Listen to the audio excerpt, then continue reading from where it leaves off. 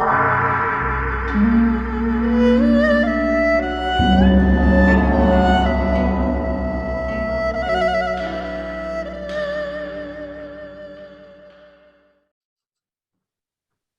beberapa hal yang kita perlu perhatikan dari tradisi ini gitu. Pertama itu kita harus tahu bahwa budaya Tionghoa itu ada bicara 3 poin utama yang tampak, yaitu penghormatan luhur, sistem kekerabatan, dan mereka semua tidak akan lepas dari makanan. Nah, makanan ini bukan sekedar bicara makanan saja, tapi juga bicara simbol, makna, arti dari setiap makanan itu.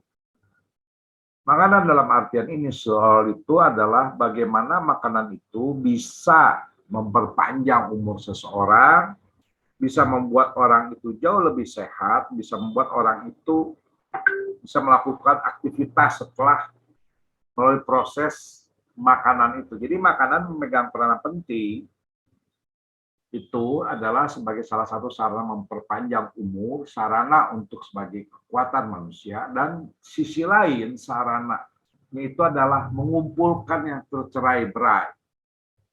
Jadi makanan dalam konsep budaya Tionghoa itu bukan sekedar makanan saja, tapi memiliki makna mengumpulkan yang tercerai-berai. Kemudian juga bagaimana makanan ini bisa membuat satu masyarakat memahami kehidupan ini apa. Dan dalam hal ini, Tungzi ini juga bicara makanan. Nah, kemudian ada yang kita sebut 3 pilar dalam ataupun dalam bentuk attitude ataupun dalam bentuk perilaku ataupun dalam bentuk mindset. Pertama itu bicara kebersamaan, kemudian bicara setia dan berbakti, ketiga itu bicara harmoni. Jadi ada 3 poin tadi adalah mengenai makanan, sistem kekerabatan, dan penghormatan luhur. Dan dalam aplikasi itu bicara kebersamaan, setia dan berbakti, dan harmoni. Semuanya itu dirangkai menjadi satu. Nah, dalam hal ini mereka bicara ada 5 poin yang harus dihormati, dan saya tambahkan 1 lagi. Dalam rangkaian ritual-ritual mereka itu bicara penghormatan langit, bumi, negara ataupun pemimpin negara, kerabat, guru, dan sahabat. Sehingga semua ritual festival yang mereka lakukan tidak akan lepas dari konsep seperti ini. Ya, kemudian saya skip ini mengenai masalah luhur. Nah, pengertian pada umumnya itu adalah seperti ini. Tung atau musim dingin itu paling atau sangat. Jadi tradisi seperti ini itu dikenal di berbagai belahan bumi utara.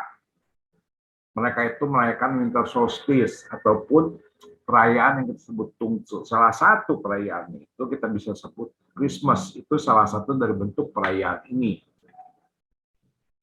Ya, di mana itu adalah satu jarak bumi dengan matahari terjauh. Jadi dalam festival orang Tionghoa itu tidak akan luput dari bicara yin dan yang, negatif maupun positif. Pertama itu adalah paling panas dan paling dingin, sehingga perayaan itu dilakukan setahun 2 kali, yaitu pada musim panas kita sebut Xiazi dan musim dingin itu adalah Tungzi. Dan kenapa Tungzi itu menjadi penting? Karena Tungzi itu bicara awal tahun baru. Jadi selama ribuan tahun, tahun baru itu dimulai dari Tungzi. Bahkan pada zaman dinasti Zhou sekalipun. Sebelumnya pada dinasti Xia, itu mereka melakukan tahun baru, itu kita sebut bulan satunya mereka, itu adalah bulan macan. Jadi, tahun barunya itu adalah bulan 12 kalender Gregorian tanggal 21 sampai tanggal 23, range-nya kurang lebihnya di situ. Tapi karena Tiongkok itu berbasis pertanian dan banyak masyarakat tidak bisa merayakan, sehingga pada zaman dinasti Xie itu dikembalikan.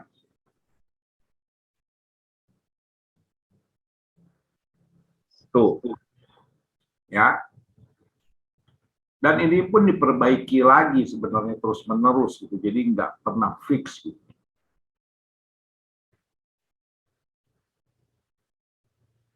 Jadi kalau kita yang belajar pace rata-rata dimulai dari kata yin ya, bulan harimau ya, pergerakannya. Karena sistemnya seperti ini. Itu. Nah, karena udah banyak yang membahas masalah tungce di berbagai macam aplikasi, di WhatsApp, di Facebook, apapun, saya menyatakan hanya bicara pembagian yang kita sebut mengcungci. Di mana setahun ada 4 musim dan setiap musim ada 3 bulan. Nah, bulan pertama disebut Meng, bulan kedua disebut Cung, ke bulan ketiga disebut Ci.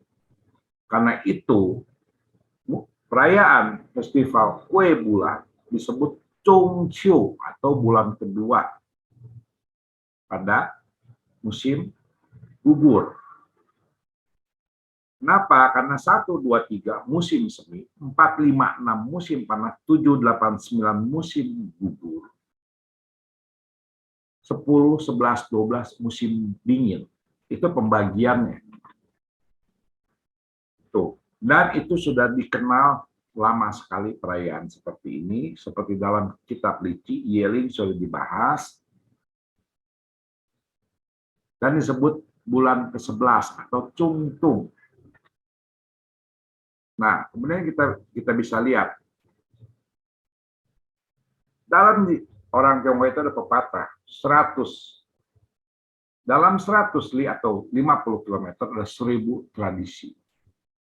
Jadi masing-masing daerah itu memiliki pemaknaan yang berbeda-beda.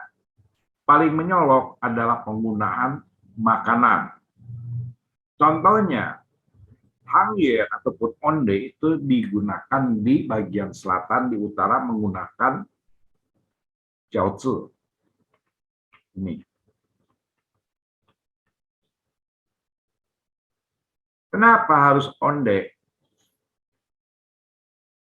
Kita harus lihat ya, tadi kan konsepnya kekeluargaan, kekerabatan, segala macam. Jadi pada saat banyak festival terkait dengan makanan dan bicara kebersamaan, dalam hal ini keluarga berkumpul semua membuat makanan. Artinya menyatukan yang terpisah.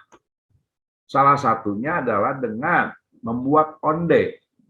Onde itu begitu mudah dibuat, jiaozi pun sebenarnya mudah dibuat, sehingga mereka semua berbondong-bondong satu keluarga besar membuat onde.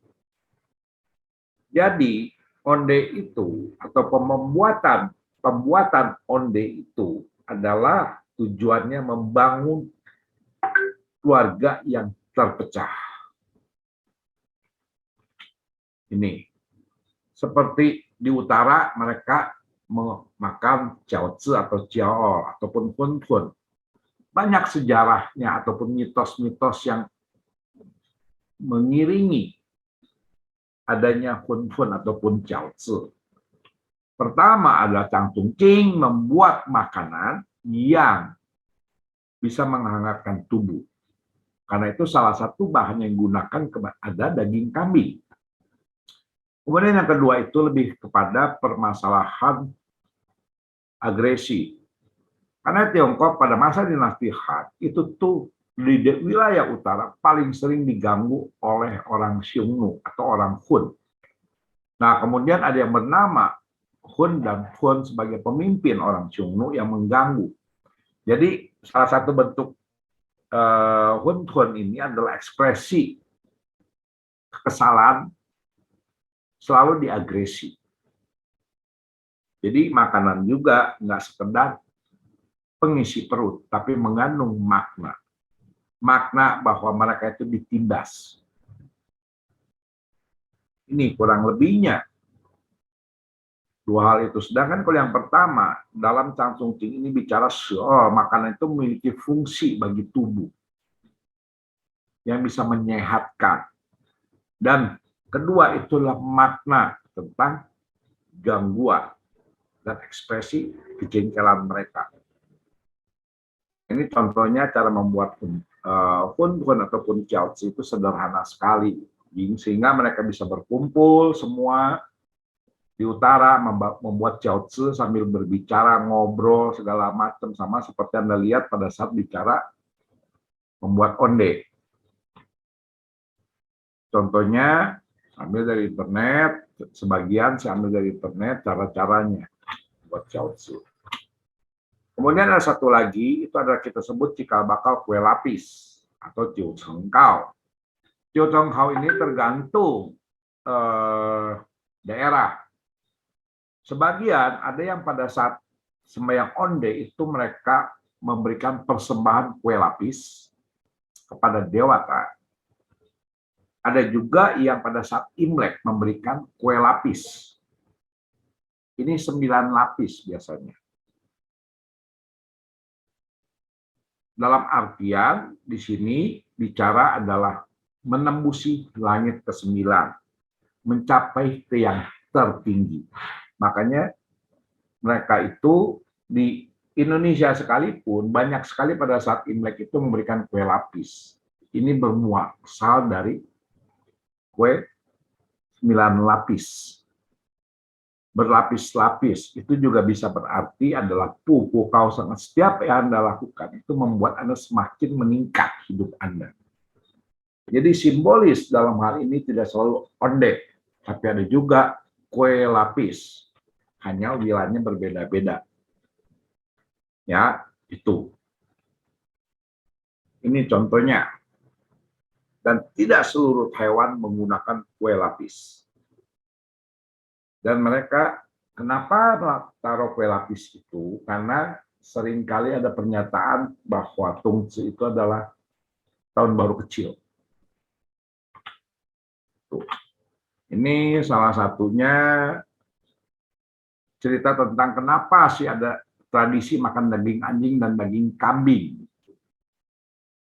Ini cerita seperti ini itu adalah lebih ke arah tokoh-tokoh sejarah seperti Han Kaozu atau daging kambing, daging anjing, tapi sebenarnya pada intinya mereka percaya daging anjing dan kambing itu bersifat panas.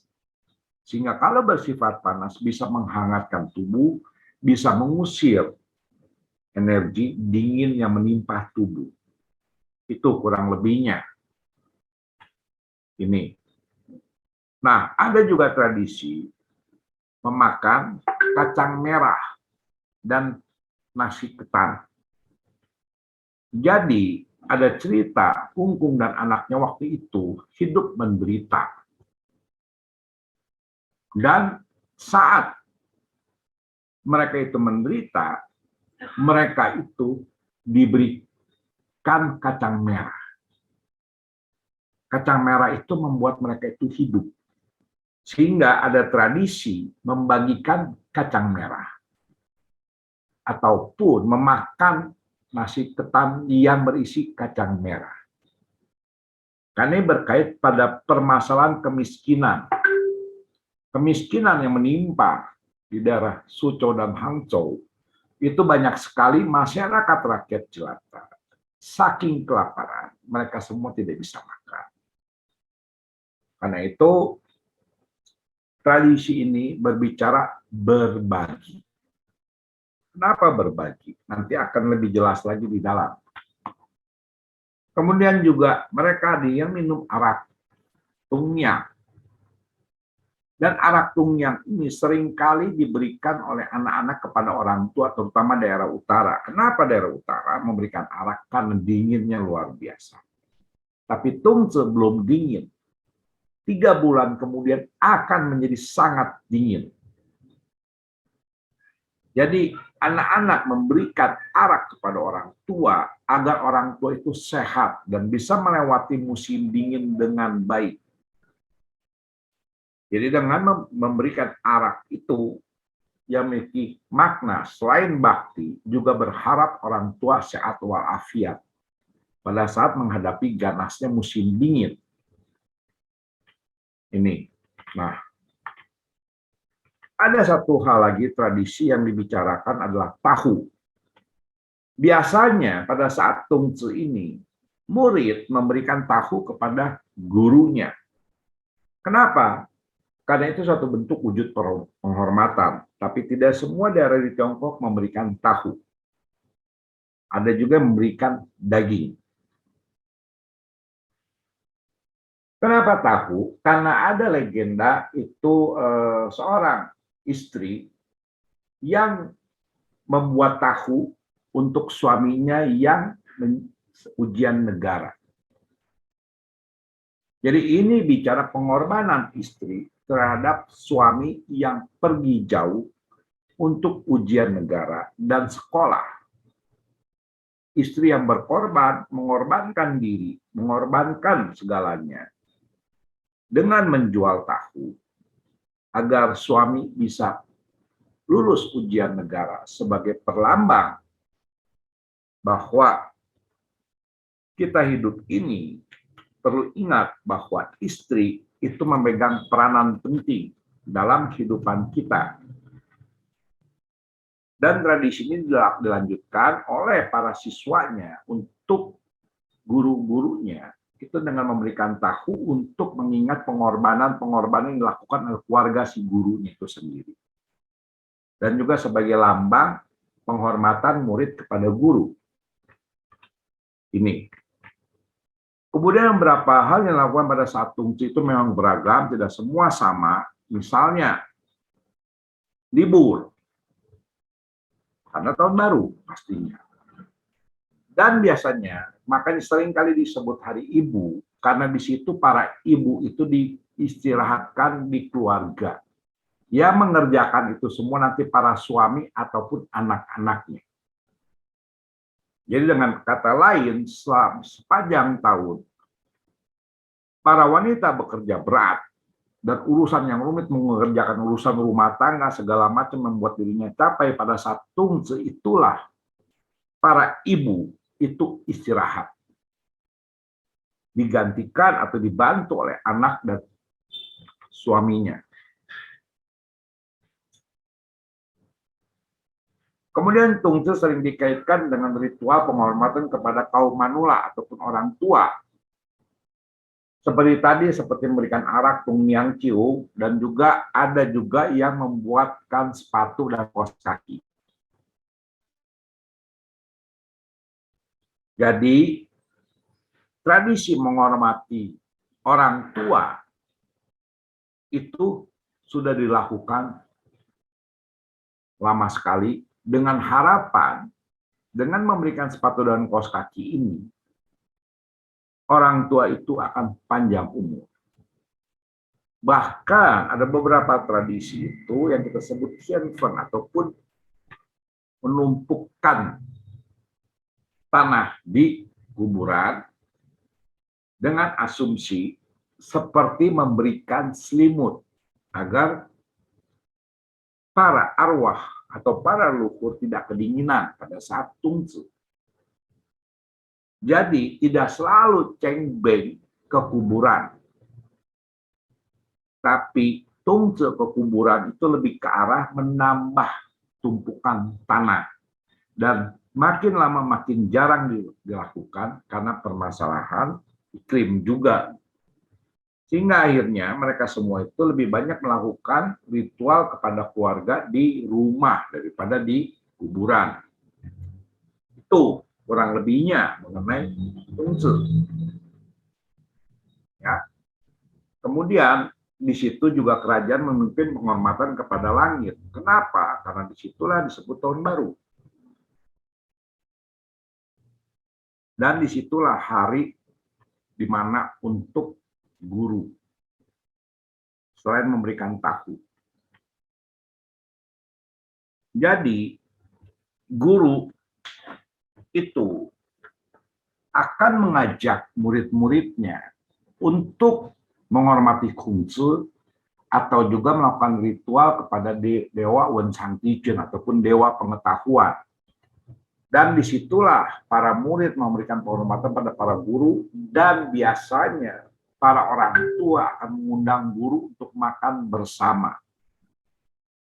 Jadi, tungci itu bukan sekedar hubungan relasi antara orang tua dengan anak ataupun dengan keturunannya, tapi bicara juga hubungan dengan siapa? Guru.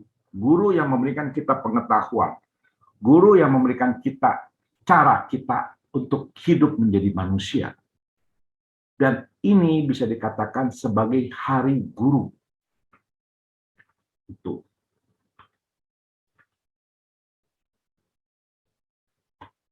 Ini yang saya katakan tadi, Hienfen ataupun Nuanfen. Itu biasanya kuburan yang baru, yang belum 3 tahun. Tapi sekarang banyak yang melakukan, jarang. Gitu.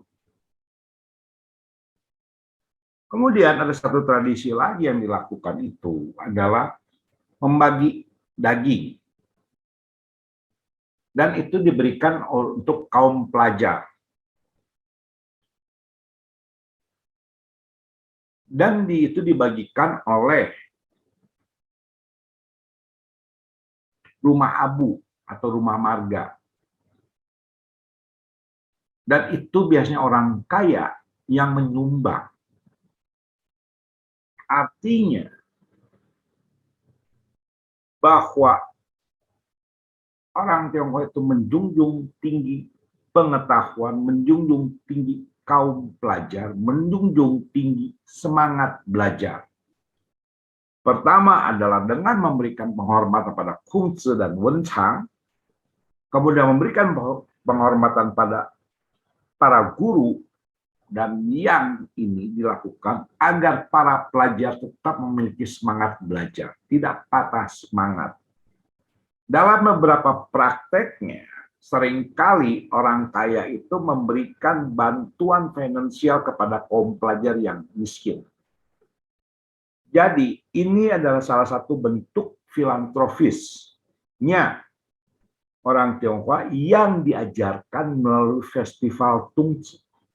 Kita sebut festival kue onde. Dan ini saya lihat semangat ini hilang. Jadi pada saat bicara sembahyang onde ataupun tungci, yang dibahas itu adalah masalah cuma membuat ondenya aja.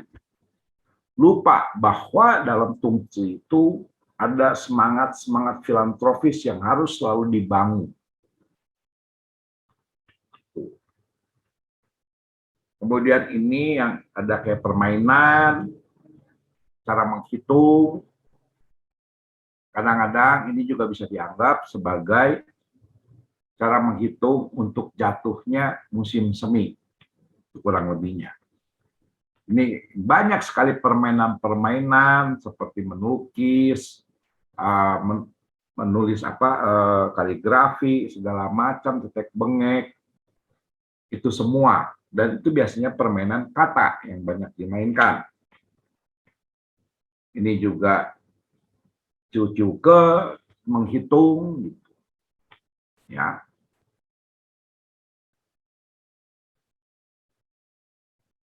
Kemudian banyak sekali mereka itu bicara pentingnya waktu. Karena waktu saat musim dingin, untuk ke musim semi, zaman dahulu itu, mereka semua aktivitas hampir tidak ada. Jadi mereka, daripada aktivitas itu tidak berjalan, mereka mengisi aktivitas itu dengan sajak, dengan menulis.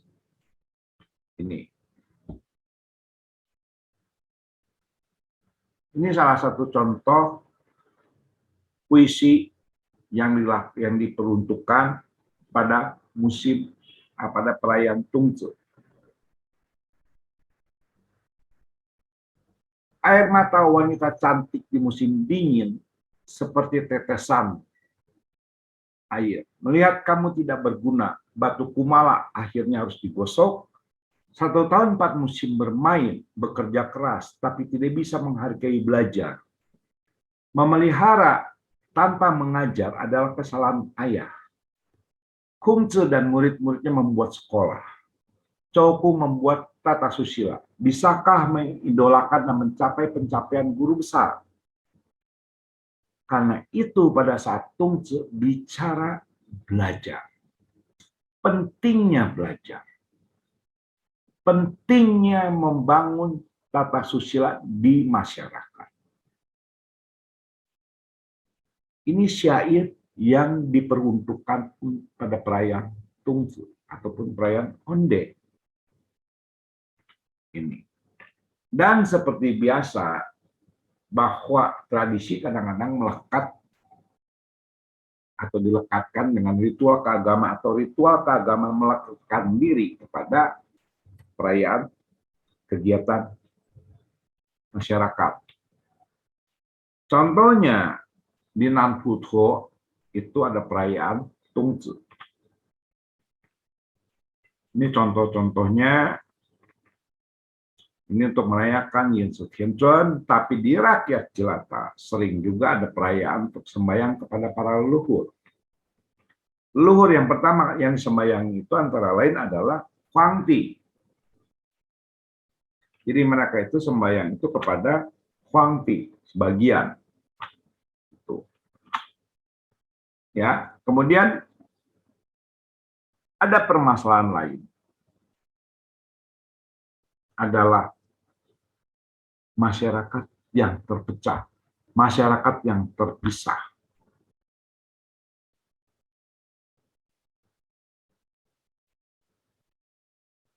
Ada kerinduan kepada keluarga, penyatuan kembali kepada keluarga. Seperti ini, Tai Chi menuliskan sajak ini, yang dikatakan malam Tungse di kota Hantan.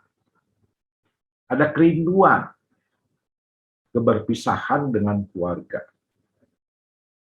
Sehingga ada harapan untuk berkumpul kembali. Karena itu Tungse akhirnya bicara pengumpulan kembali. Kemudian ada satu hal yang perlu diingat dan digarisbawahi. Pada saat perayaan Tungse itu ada satu peribahasa yang mengingatkan adanya kesenjangan ekonomi yang luas, yang besar sekali. Apa itu? Orang kaya makan semalaman, orang miskin beku kedinginan semalaman. Karena pada saat musim dingin, itu zaman dahulu dingin sekali. Yang paling menderita itu adalah orang miskin. Banyak sekali kita bicara onde, segala macam, bicara mereka yang mampu. Lupa bahwa ada orang miskin, itu yang kedinginan semalaman.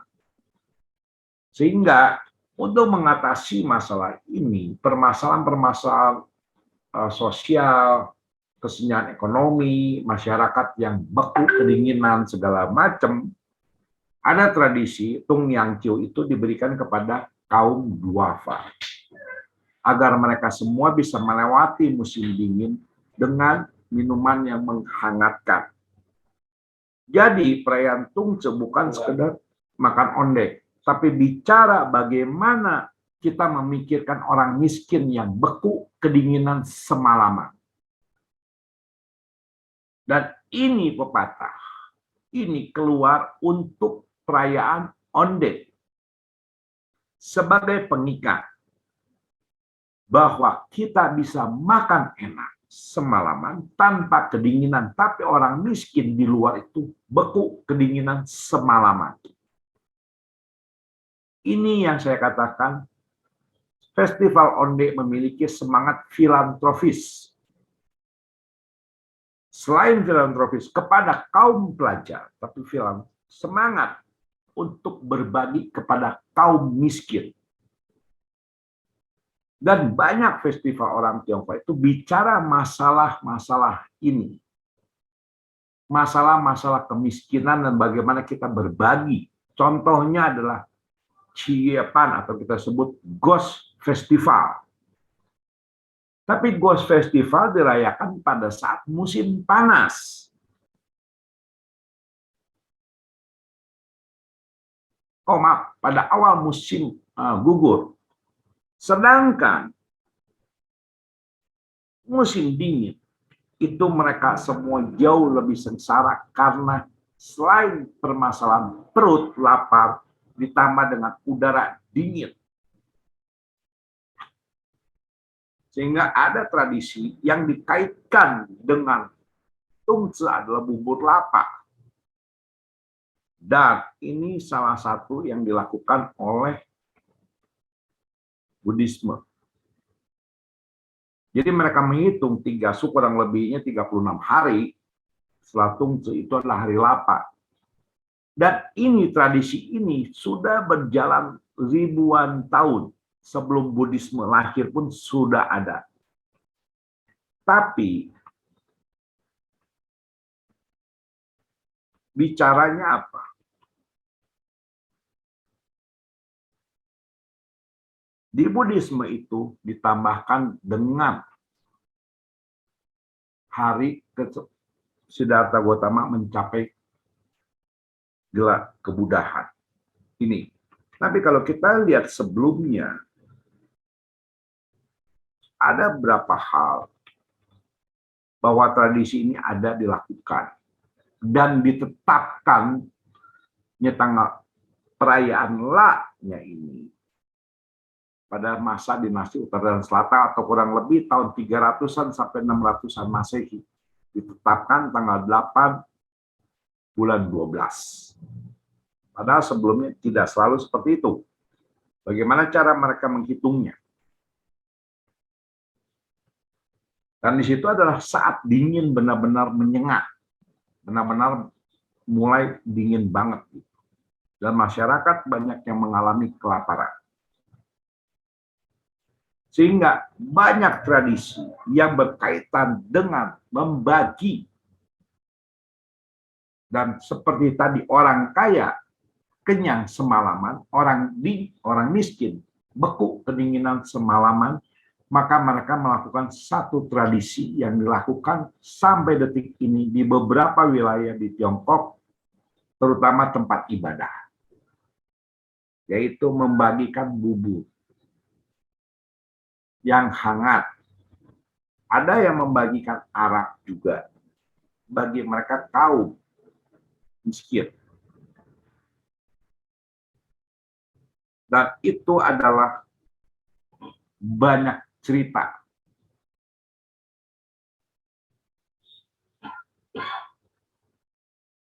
Banyak cerita sekali asal-usulnya. Tapi pada intinya adalah bagaimana para biksu itu meminta biji-bijian yang dimasak dibagikan pada kaum fakir miskin pada saat musim dingin.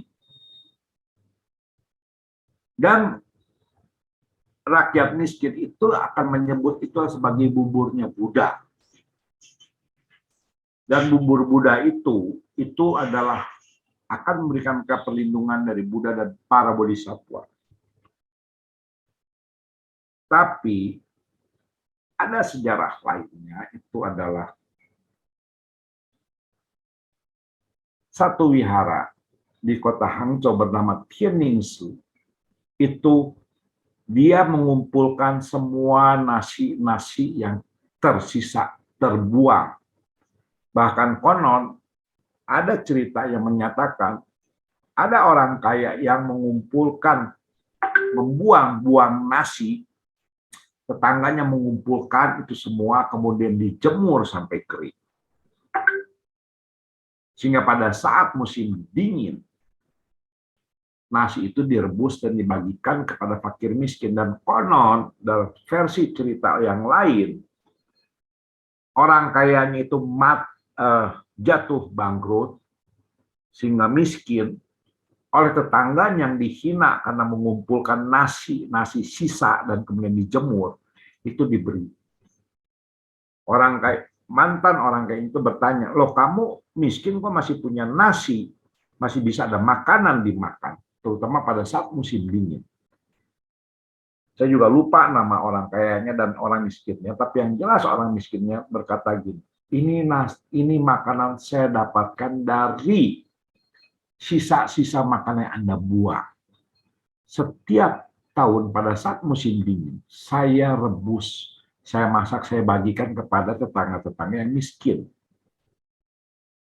Jadi saya masih bisa bertahan hidup berkat Anda. Itu mantan orang kayanya gampangnya terharu, kaget, bahwa nasi yang disia-siakan bisa menjadi pengganjal perut bagi kaum fakir miskin. Karena itu, tradisi membagi bubur ini berjalan terus-menerus dengan mengingatkan kita bahwa sekitar kita ada orang miskin. Janganlah kau sia-siakan itu semua. Bagilah. Itu. Ya. Dan agar supaya orang tidak merasa terhina karena ini nasi aking, itu disebut bubur berkah dan kebajikan atau bubur berkah dan panjang umur. Ini contohnya, dan ini cerita yang lainnya mengenai Sujata.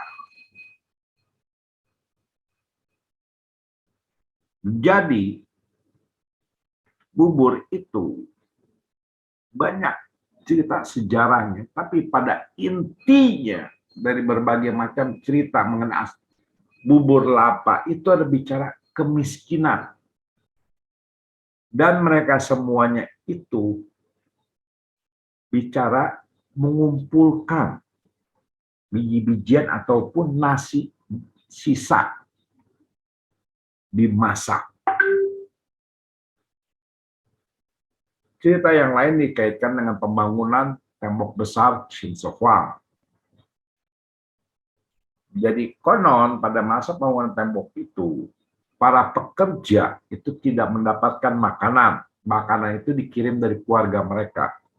Jadi kalau keluarga yang nggak kirim makanan, para pekerjanya itu siap-siap mati kelaparan. Jadi pada bulan 12 musim dingin itulah tanggal 8, para pekerja itu ngumpulin biji-bijian yang tersisa remah-remah semuanya dan dimasak. Dan dibagi satu mangkok. Tapi satu mangkok itu nggak bisa menutupi rasa lapar. Makanya mereka semua mati kelaparan. Karena itu disebut bubur lapa. Itulah bicara masalah bagaimana kita itu melihat kemiskinan dengan juga kekayaan. Bagaimana menyikapi miskin, bagaimana menyikapi kaya, bagaimana kita belajar berbagi.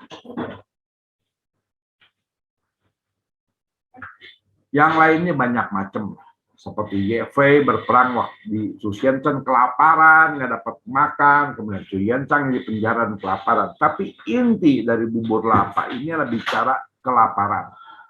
Bicara ada masyarakat yang tidak bisa memenuhi kebutuhan paling dasar bagi manusia itu lapar. Karena itu,